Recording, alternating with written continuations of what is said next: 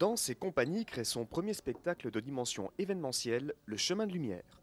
Il faut s'imaginer pas moins de 400 danseurs sur la scène de la Maison de la Culture de Tournai, mais aussi plus de 200 bénévoles dans les coulisses faisant tourner la machine. Le tout sur un scénario complètement original. Le Chemin de Lumière est parti de la flûte enchantée. Donc toute la trame du spectacle, c'est la flûte enchantée. Mais on a voulu développer l'histoire un peu autrement. Et donc on a parlé de l'histoire après l'histoire.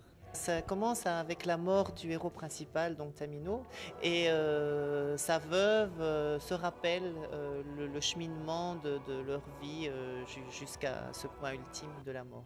Tout ça dans un monde onirique.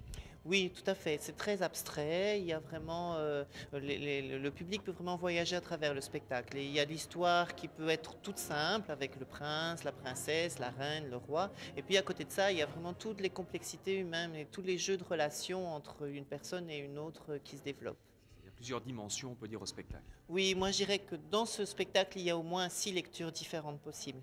Cette œuvre originale s'est faite en collaboration avec l'école artistique Saint-Luc.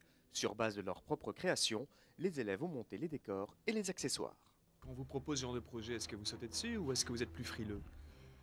C'est-à-dire qu'il faut un premier temps, un temps de réflexion pour se dire bon, qu'est-ce que nous on peut en faire, comment ça peut entrer dans le cadre de grilles scolaires, d'horaires scolaires, de vacances, de délais.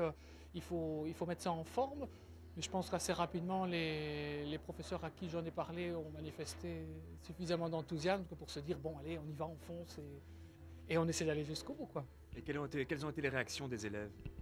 C'est-à-dire que les élèves sont arrivés dans un deuxième temps. Je veux dire, on leur a pas tellement laissé le choix, mais un peu comme chaque année, on propose des projets de jury de fin d'année et on dit voilà, cette année le sujet sera tel.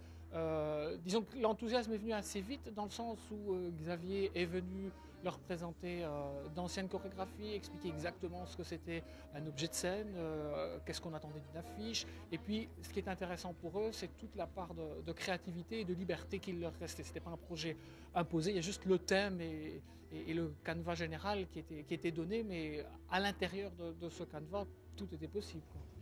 Le Chemin de Lumière sera présenté le samedi et le dimanche 7 et 8 juin à la Maison de la Culture de Tournai. Ils seront donc plus de 400 à tenter de vous faire quitter votre univers pour celui de la flûte enchantée. Il devrait y avoir moyen.